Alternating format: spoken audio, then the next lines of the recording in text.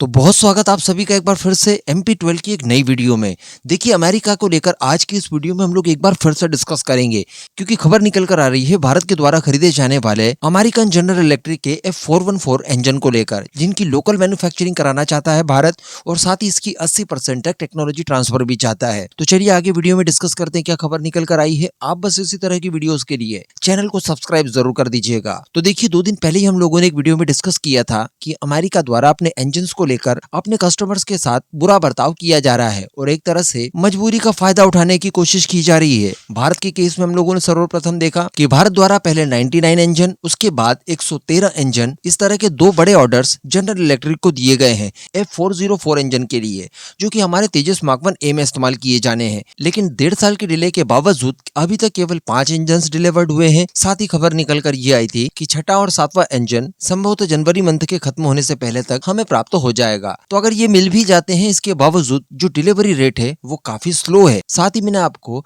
Turkey का भी example दिया था, क्योंकि टर्की के द्वारा भी अपने कान फाइटर जेट के लिए अमेरिकन इंजन खरीदे गए हैं, लेकिन इनकी डिलीवरी 10 के बाद उन्होंने बंद कर दी। कारण ये बताया कि देखिए आपने S400 खरीद रखे हैं रशिया से और अभी तक आपने उन्हें हटाए नहीं है अपनी सर्विस से, इसकी वजह से हम आपको और ज्यादा इंजन की डिलीवरी नहीं कर पाएंगे। और टर्की की कान परियोजना के ऊपर कहीं ना कहीं अड़ंगा लगाने की कोशिश अमेरिका ने की। कहने का मतलब अमेरिका के साथ इस तरह की डील करना, जो कि आपके महत्वपूर्ण वेपन से जुड़ी हुई है, काफी ज्यादा नुकसान का सबक बन सकता है। फिर मैंने आपको ये भी बताया था कि देखिए भारत के भी तेजस मार्क 2, एमका मार्क 1 और साथ ही टेड BF के लिए अमेरिकन जनरल इलेक्ट्रिक का ही F414 इस्तेमाल किया जाना है। टर्की की तरह ही भारत को भी लगभग 8 इंजन शुरुआत में मिल चुके हैं।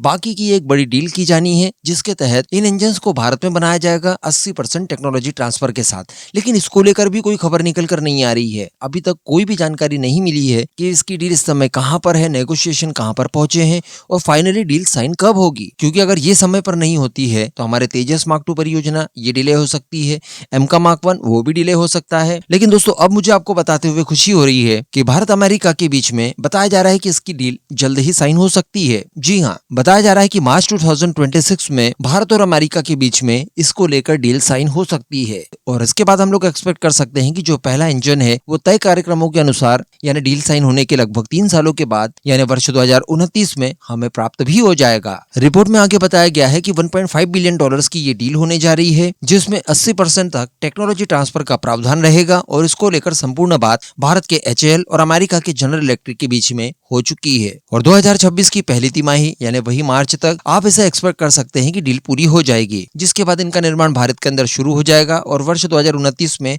आपको पहला इंजन प्राप्त भी हो जाएगा। तो इसे एक अच्छी खबर डेफिनेटली माना जा सकता है, क्योंकि ये हमारी महत्वपूर्ण आगामी 3 परियोजनाओं के लिए बहुत ज्यादा अनिवार्य है। और ये 3 परियोजनाएं वही है जिसके बाद भारत वास्तविकता में वो ताकत अर्जित कर पाएगा जिसका एक्सपेक्ट हम लोग करते हैं। क्योंकि एमका, तेजस मार्क 2 और नौसेना के लिए टेड BF ये बहुत ही ज्यादा इंपॉर्टेंट परियोजनाएं हैं। इनके बिना हम लोग ज्यादा कुछ करने का एक्सपेक्ट नहीं कर सकते, स्पेशली चाइना के अगेंस्ट। तो लेट्स सी कि आगे क्या होता है। बाकी आप इस मुद्दे पर क्या मानते हैं नीचे कमेंट करके जरूर बताइएगा।